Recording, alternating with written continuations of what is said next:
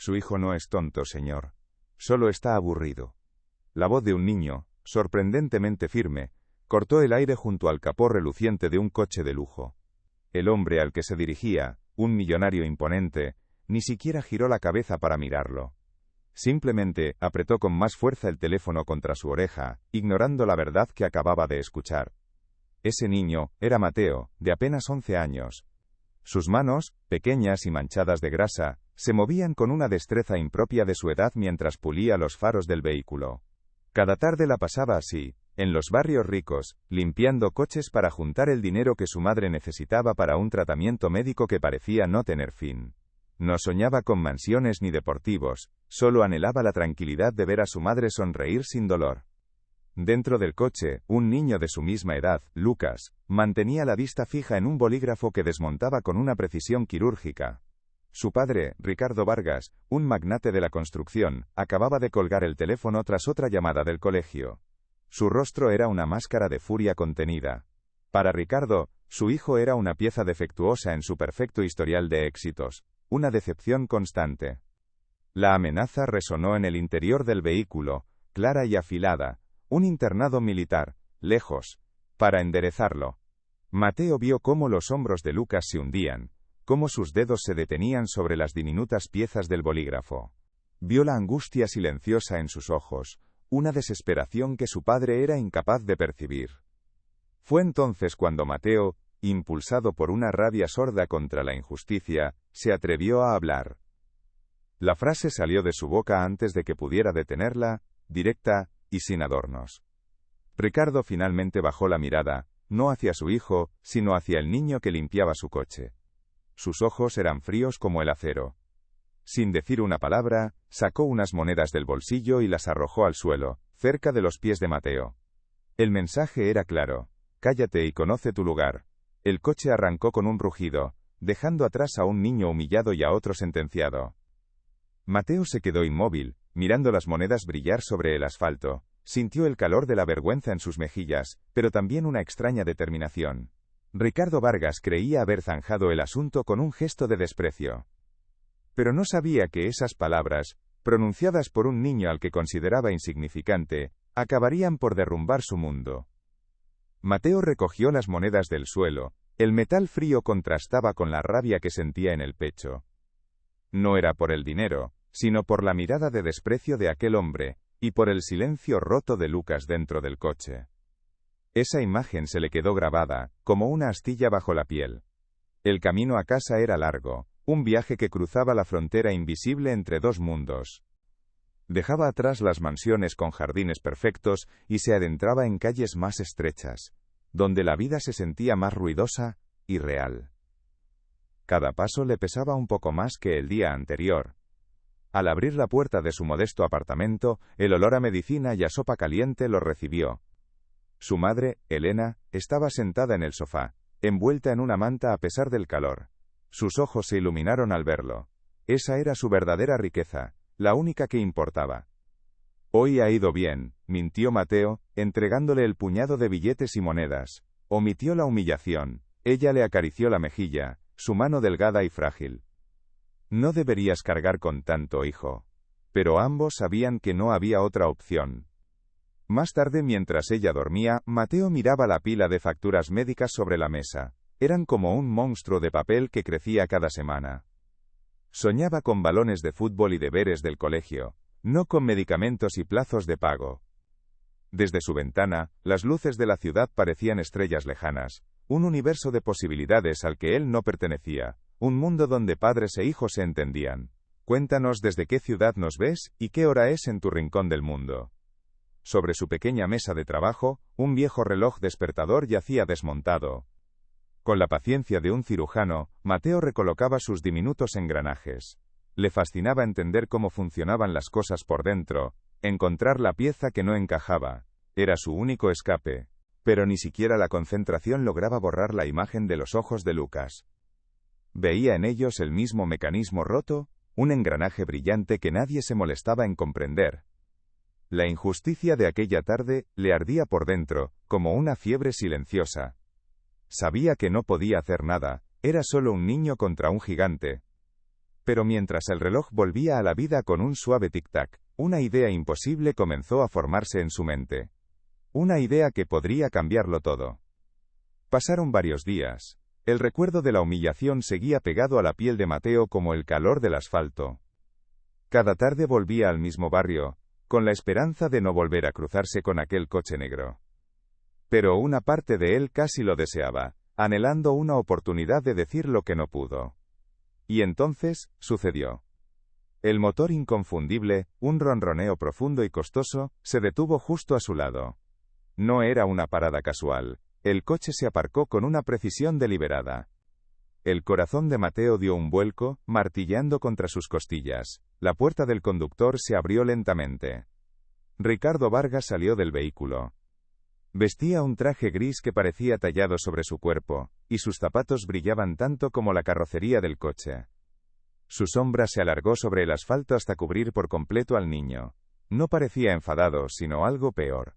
Frío, como si estuviera a punto de aplastar un insecto. Se acercó a Mateo, sus pasos resonando en la calle silenciosa. «Tú otra vez», dijo, con una voz tranquila que helaba la sangre. «Pensé que te había quedado claro que no me gusta que los mocosos se metan en mis asuntos». Su mirada era dura, evaluadora, desprovista de cualquier emoción. Mateo tragó saliva, el nudo en su garganta le impedía hablar, intentó sostenerle la mirada, pensando en los ojos tristes de Lucas. Quería defenderse, decir que solo había dicho la verdad, pero las palabras no salían. El miedo era un muro de hielo. Vargas notó su silencio, y una sonrisa casi imperceptible se dibujó en sus labios, una sonrisa de poder, de quien sabe que ha ganado antes de empezar a luchar. Se inclinó un poco, invadiendo el espacio personal del niño. La gente como tú debe aprender a mantener la boca cerrada. Con un movimiento rápido y despectivo, Ricardo dio una patada al cubo de Mateo. El plástico voló por los aires, y el agua jabonosa se derramó sobre el suelo, empapando los pantalones y las zapatillas gastadas del niño. El cubo rodó con un ruido hueco y patético antes de detenerse. Una vecina que paseaba a su perro se detuvo al otro lado de la calle. Observó la escena durante un segundo, sus ojos se abrieron con sorpresa. Luego, bajó la mirada, tiró de la correa de su perro y se alejó a toda prisa. Nadie iba a ayudarlo. Estaba solo frente al gigante. Ricardo se agachó hasta que su cara quedó a la altura de la de Mateo. Su aliento olía a café caro y a superioridad.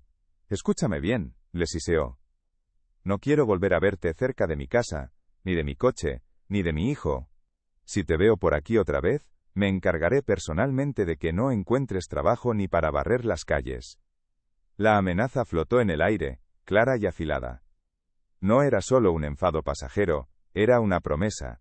Ricardo tenía el poder de destruir la única fuente de ingresos que mantenía a flote a su familia. Podía arrebatarle todo con una sola llamada telefónica.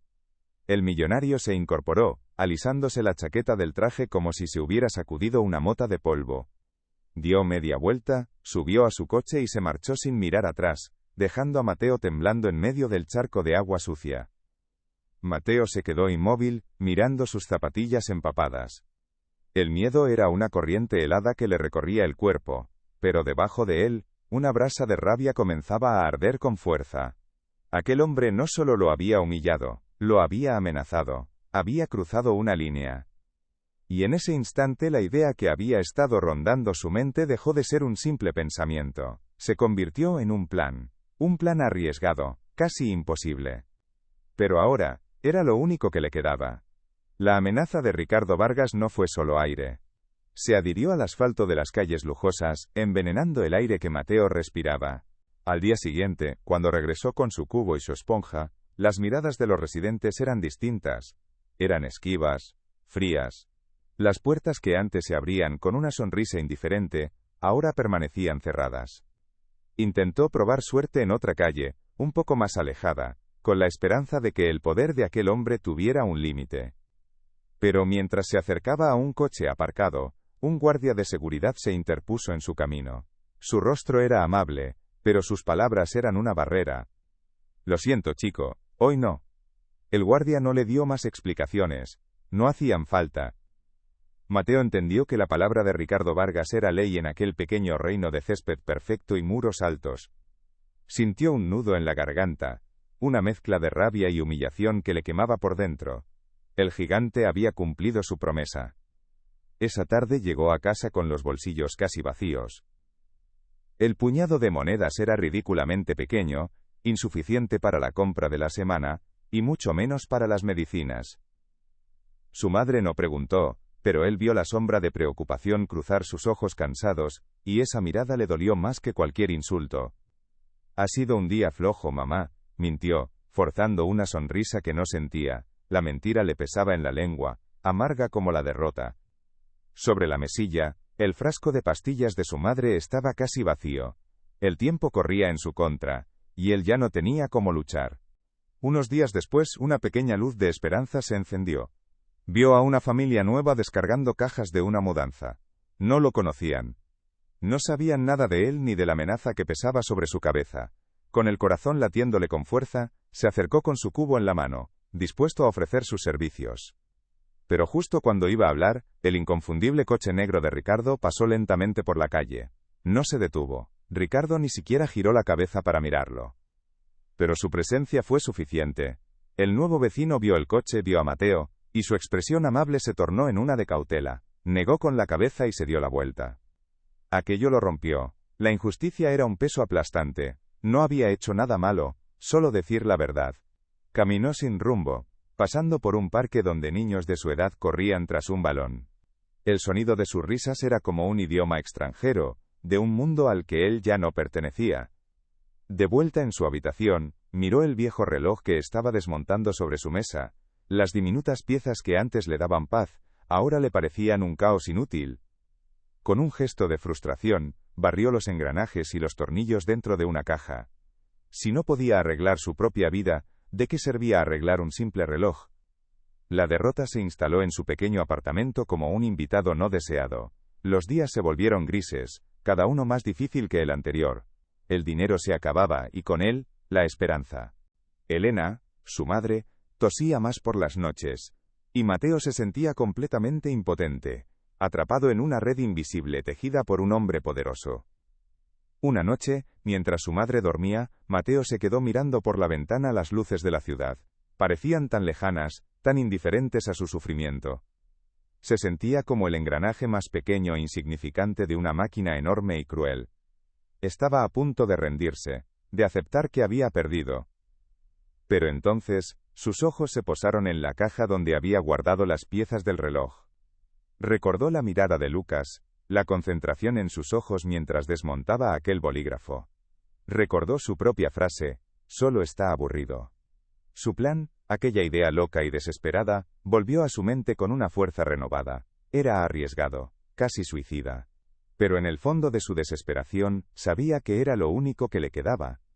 La desesperación tenía un olor propio, una mezcla de café quemado y pánico silencioso. Ese era el aroma que impregnaba la sala de juntas de Ricardo Vargas. En una pantalla gigante, la maqueta tridimensional de su proyecto más ambicioso parpadeaba, corrupta y rota. Millones de euros pendían de un hilo digital que sus mejores ingenieros no lograban reparar. El tiempo se agotaba. En un rincón, olvidado por todos, estaba Lucas.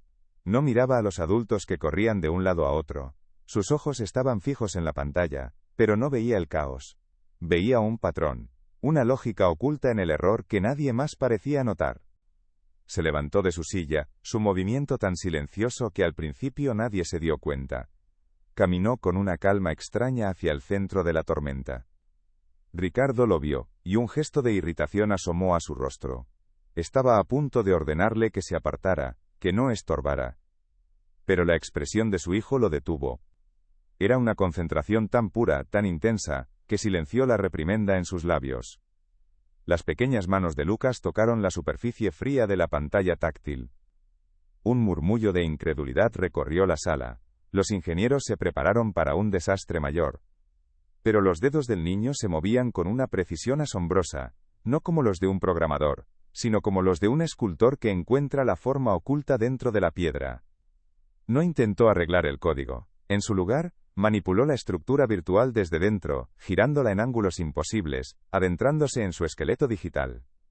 Encontró una única viga virtual, mal colocada por una fracción de milímetro, una imperfección de diseño que había provocado el colapso de todo el sistema. Con un último toque, un gesto tan delicado como el ala de una mariposa, la reubicó. Al instante, la maraña de líneas caóticas se recompuso. La maqueta se estabilizó, perfecta y sólida. En la pantalla, unas letras verdes parpadearon con una claridad brutal. Error solucionado. El silencio que cayó sobre la sala fue absoluto, más pesado que cualquier grito. Los ingenieros se quedaron con la boca abierta, incapaces de procesar lo que acababan de presenciar. Ricardo estaba paralizado. En ese preciso instante, la voz de un niño sucio que limpiaba coches resonó en su cabeza con la fuerza de una revelación. Su hijo no es tonto, solo está aburrido. Por primera vez Ricardo vio a su hijo, no al fracaso escolar, no a la decepción andante. Vio a un genio, a una mente brillante, que se ahogaba en un mundo que no sabía cómo hablar su idioma. La vergüenza lo golpeó como una ola, caliente y dolorosa, por su propia e imperdonable ceguera. Dale a me gusta si crees que todos los talentos merecen ser vistos, y comenta qué harías en la situación de Ricardo. Lucas se dio la vuelta lentamente, sus ojos buscando los de su padre. No había rastro de arrogancia en su mirada, solo una pregunta silenciosa. Ricardo no pudo articular palabra, simplemente asintió, sintiendo el peso de años de juicios equivocados derrumbarse sobre él. El jefe de ingenieros se acercó, tartamudeando palabras de asombro y gratitud, pero Ricardo no lo oía, su atención estaba clavada en su hijo. El internado militar, las amenazas, la rabia, todo se había convertido en cenizas. En su lugar, una nueva pregunta, mucho más difícil, comenzaba a tomar forma en su mente. El mundo de Ricardo Vargas se detuvo. El parpadeo verde de la pantalla era lo único que se movía en una sala de juntas congelada en el tiempo. Sus ingenieros, hombres con décadas de experiencia y salarios astronómicos, miraban a Lucas con una mezcla de incredulidad y reverencia. El silencio era tan profundo que se podía oír el zumbido de los servidores. Ricardo no veía a los ingenieros, solo tenía ojos para su hijo. Lucas, de pie junto a la pantalla, parecía pequeño y frágil, pero en su mirada había una calma que desarmaba. Era la calma de alguien que ha puesto orden en el universo. Por primera vez, Ricardo sintió un escalofrío que no era de ira ni de decepción, sino de puro y absoluto asombro. Entonces, como un eco de un pasado reciente, una voz resonó en su mente. No era la suya, era la voz de un niño sucio, con las manos manchadas de grasa. Su hijo no es tonto, señor, solo está aburrido. La frase, que había despreciado y castigado, ahora lo golpeaba con la fuerza de una verdad innegable. La arrogancia, que había sido su armadura durante toda su vida, se hizo añicos. Vio con una claridad dolorosa cada palabra de desprecio, cada gesto de impaciencia, cada amenaza. Vio la patada al cubo de agua, las monedas arrojadas al suelo. Vio la tristeza en los ojos de Lucas, una tristeza que él mismo había sembrado día tras día. La vergüenza le quemó la garganta. Tuvo que apoyarse en la mesa para no caer. Sus manos, que habían firmado contratos millonarios, temblaban. Levantó la vista y se encontró de nuevo con la mirada de su hijo. Y en esos ojos ya no vio un fracaso, sino un universo de posibilidades que había estado a punto de extinguir para siempre. Las lágrimas pugnaban por salir, un torrente de arrepentimiento y de un orgullo recién nacido. Ignorando las preguntas confusas de su equipo, Ricardo caminó hacia Lucas. No dijo nada. Simplemente puso una mano sobre el hombro de su hijo, un gesto torpe, nuevo para ambos. Era un reconocimiento, una disculpa y una promesa, todo en un solo contacto silencioso. Luego, sin dar ninguna explicación, se dio la vuelta y se dirigió a la puerta con una determinación que heló a todos en la sala. El proyecto multimillonario podía esperar. Los ingenieros podían esperar. El mundo entero podía esperar. Acababa de darse cuenta de que había una deuda mucho más importante que saldar, una injusticia que solo él podía reparar. Y sabía exactamente dónde encontrar al niño al que le debía todo. El coche negro y reluciente parecía una criatura de otro mundo en aquellas calles estrechas y gastadas. Ricardo Vargas conducía con una lentitud inusual, sus ojos escaneando los números de los portales. Por primera vez en su vida, se sentía como un extraño en su propia ciudad, un invasor en un territorio que no entendía. No buscaba un negocio, ni una oportunidad. Buscaba a un niño. Finalmente, encontró el edificio. No había portero automático ni ascensor. Subió los escalones a pie, el eco de sus caros zapatos de cuero resonando en el silencio del hueco de la escalera. En el tercer piso, una puerta estaba entreabierta. A través de ella, vio a Mateo ayudando a su madre a sentarse en el sofá, colocándole una almohada en la espalda con un cuidado infinito. Esa imagen detuvo en seco al magnate. Mateo lo vio y su cuerpo se tensó al instante, listo para proteger a su madre. Pero el hombre que estaba en el umbral no era el mismo que le había pateado el cubo. Su rostro ya no era una máscara de arrogancia, sino un lienzo de arrepentimiento. Ricardo levantó una mano, un gesto torpe de paz. No he venido a hacer daño, dijo, su voz más baja de lo normal, solo quiero hablar. Con Elena como testigo silencioso, Ricardo miró a Mateo a los ojos. Lo que hice estuvo mal, empezó, cada palabra costándole un pedazo de su orgullo, me equivoqué contigo. Y me equivoqué con mi hijo. Tuve que ver a Lucas hacer algo extraordinario para entender la verdad que tuviste desde el principio. Lo siento. La disculpa fue simple, directa y por eso, increíblemente poderosa. Pero las palabras no eran suficientes. Ricardo explicó que se haría cargo de todos los gastos médicos de Elena, sin límite. Y para Mateo, le ofreció una beca completa en la mejor escuela de ciencia y tecnología de la ciudad, un lugar donde su mente curiosa podría florecer sin preocuparse por el dinero. No era un acto de caridad, era un acto de justicia. Los meses siguientes transformaron sus vidas. El apartamento de Mateo se llenó de luz y risas en lugar del olor a enfermedad. Su madre recuperó el color en las mejillas, y la fuerza en sus pasos. Sobre la mesa donde antes se amontonaban facturas, ahora descansaban los libros de texto de Mateo, llenos de esquemas de circuitos y fórmulas complejas. Para Ricardo el cambio fue interno. Vendió el coche de lujo y empezó a llevar a Lucas a la oficina en transporte público, escuchando sus ideas sobre cómo mejorar la eficiencia de la ciudad. Descubrió que su hijo no solo era inteligente, era un visionario. El internado militar se convirtió en una anécdota vergonzosa de un pasado que ya no le pertenecía. Un año después, en un taller lleno de impresoras 3D y prototipos, dos chicos trabajaban codo con codo en un dron de diseño revolucionario. Eran Mateo y Lucas. Discutían, reían y construían, hablando un lenguaje de engranajes y algoritmos que solo ellos entendían. Se habían convertido en los mejores amigos, dos mentes brillantes que se encontraron gracias a un acto de valentía. Desde la puerta, Ricardo los observaba. Ya no veía a un limpiacoches y a su hijo problemático. Veía el futuro. Comprendió que el verdadero poder no reside en el dinero o el estatus, sino en la capacidad de ver el valor en los demás, especialmente en aquellos a quienes el mundo ignora. A veces, la mayor riqueza es reconocer el valor en los demás. Si esta historia te ha emocionado, compártela y cuéntanos, ¿qué lección te llevas? Aprendió que una simple frase, dicha con honestidad, puede derrumbar muros y construir puentes. Y que un genio aburrido, a veces, solo necesita que alguien se atreva a verlo.